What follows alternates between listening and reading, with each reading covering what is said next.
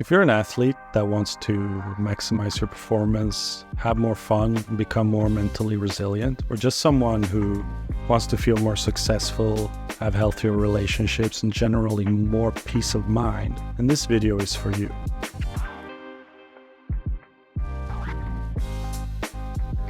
Hey, I'm Tommy Davidovic, and I've been a coach for more than 20 years. For the last 10 years, I've helped athletes all over the world to increase their performance, have more fun, become more self-confident, both on and off the field of play. Now, if you're anything like most athletes, me included, when I was active as a basketball player, you might recognize yourself with what I went through. Now, I was so hard on myself. My self-esteem was so low, and it impacted me in so many ways. Now, I'm not talking about self-confidence here. Keep that in mind, because I had a lot of self-confidence. I believed I could do anything, and in some ways I still do. What I'm talking about is self-esteem. And the way this impacted me was, this constant negative self-talk, this constant trying to achieve more and more and more, never being enough.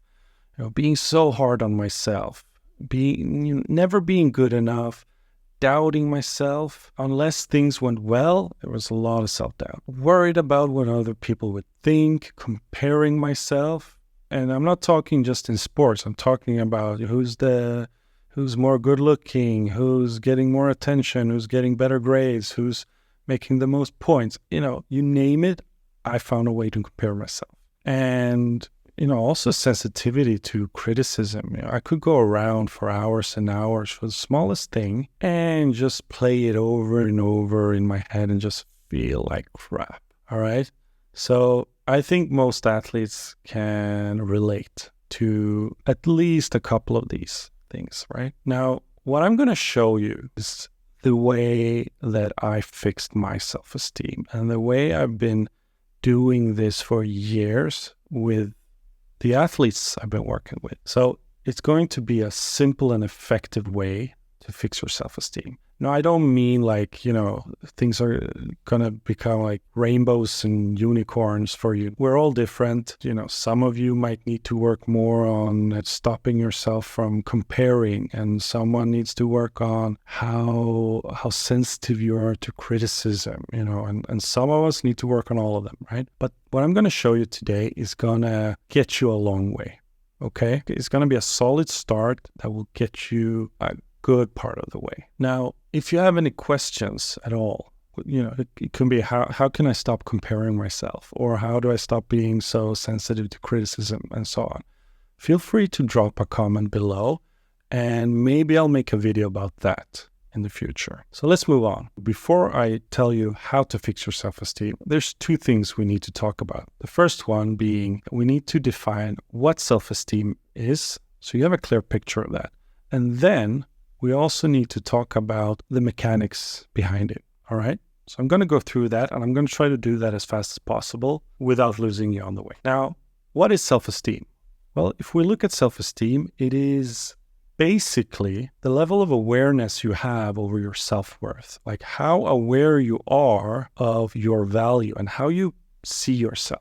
So, for instance, like a strong self-esteem makes you genuinely safe and secure on the inside. It's like a strong foundation that is not easily broken. Okay, it can be broken, but not easily. And someone who has a great self-esteem, like a strong self-esteem, they're usually people who know who they are, because they have this foundation that they don't really doubt themselves. And they're not afraid to set boundaries either. They're not afraid of what people will think of them. It's not that they don't care. They just know that not everyone will love me. Not everyone will be my fan, but that's okay. They listen to themselves, like their inner voice, rather than being influenced by everyone else. So if something doesn't feel right, they won't do it. Whereas someone with a low self-esteem might have a really big need for being accepted. So they might do things that don't feel right. When we talk about self-esteem, it's basically valuing who you are. We strip away all of those, performance-based things, like what you do, what you've done, what you can do, what you achieved and can achieve, and so on, right? Makes sense? Now, I'm not saying that people don't like themselves when I'm saying that most people need to work on their self-esteem, because that is what I believe. Most people do need to work on their self-esteem. However, it's not as simple as saying, oh, you have a low self-esteem, so you hate yourself. No, most people like themselves in some capacity, right?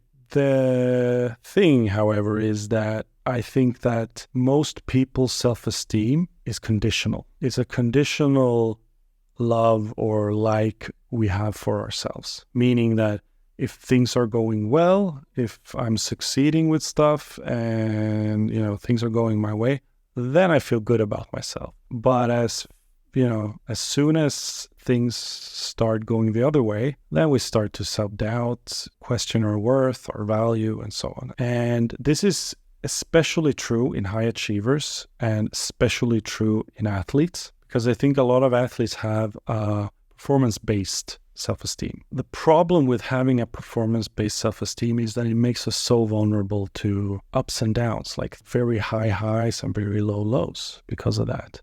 And that's basically because how you feel is directly tied to your performance. Every time you compete, there's a lot more at stake than just the win or the loss. It's your whole identity. So when you go out there to compete, you're also risking, what other people will think of you if you don't perform well. You're also risking your future in a sense. Like, at least in your imagination, you're thinking like, well, if I don't perform well, I'm not going to be successful because there's a lot on the line.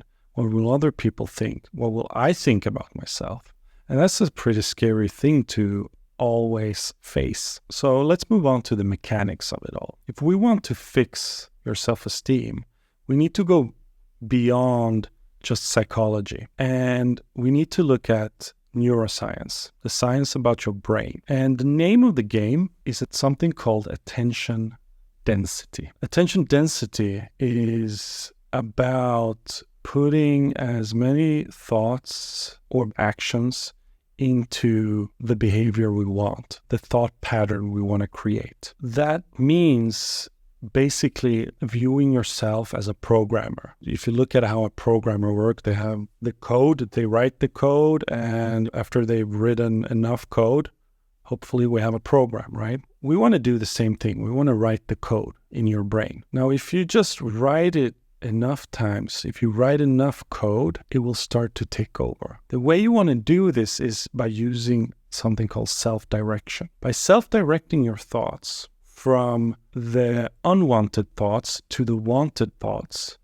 you're basically weakening the connections in the brain associated with those self-critical thoughts and strengthening those thoughts that support a strong and healthy self-esteem. Okay? What I mean by that is we just need to collect the thoughts. Simply put, we just need to think the thoughts, and every thought matters. Just think them as much as you can. Now, the way we're going to do this is by using a combination of writing down and thinking. Okay? So the first thing I want you to do is get yourself a notebook, preferably a small one that fits in your training bag, something that you can easily bring with you, because we want to use this notebook after every practice and competition. And we're aiming to do this at least 5 to up to 7 times per week, only once per day. Now, when I work with my athletes, I give them this exercise to start with, and it's called the logbook. I'm going to link it below. If you want to download the logbook, you can do that for free.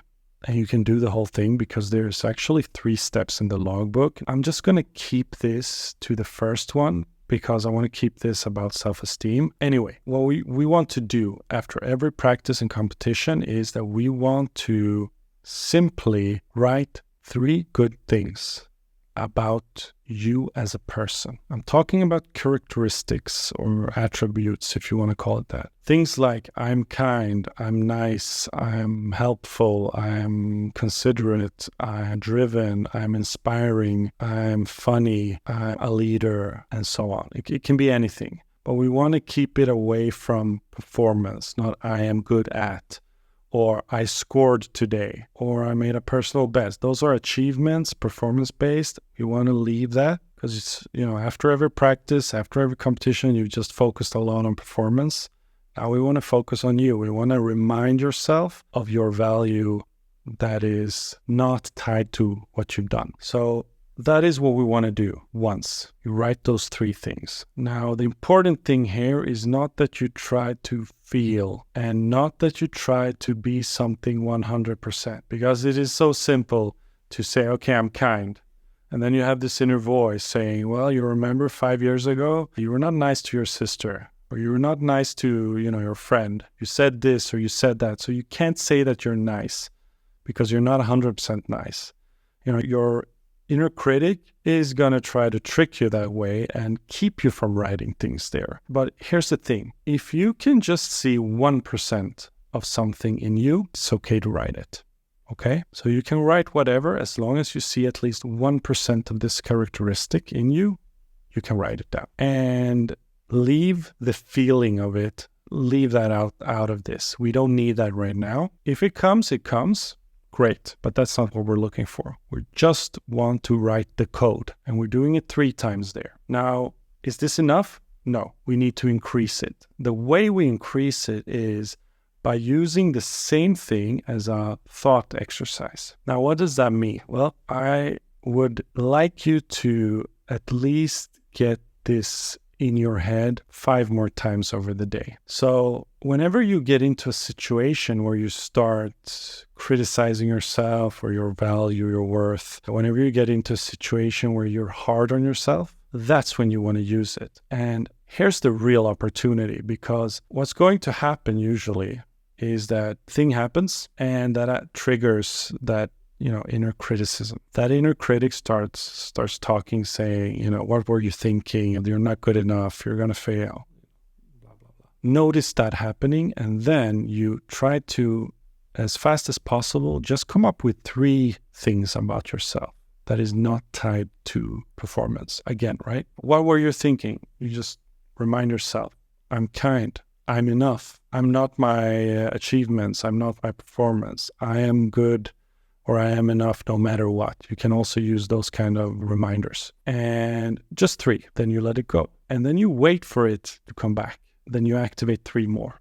You use the same ones because it's going to get tiring to try to come up with new things for every one time you try to do this. So you do the same 3 again, remember them. And then comes back again. You wait for it and you do it again.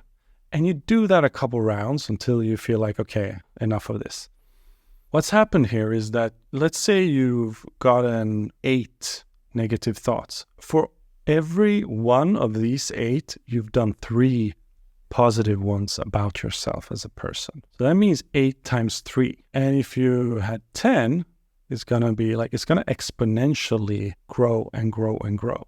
So if that's just one situation, what if it happens again and again? It happens 2, 3, 4 times over that day, and you're able to amass 50, 60, 80 positive thoughts about yourself. This is going to teach your brain that that's not the thought you want, this is the thoughts. Now, 2 weeks in, 3 weeks in, you're going to start noticing a difference. You're going to start noticing, and usually it comes after something happens, you're going to start noticing wait a minute. When those things happen, I usually start critiquing myself. I usually start brooding. I usually start overthinking, but I didn't do that. That's what's going to start happening. And keep doing this, because the more you do it, the stronger your self-esteem is going to get. All right? Until next time, see you. Take care. Bye.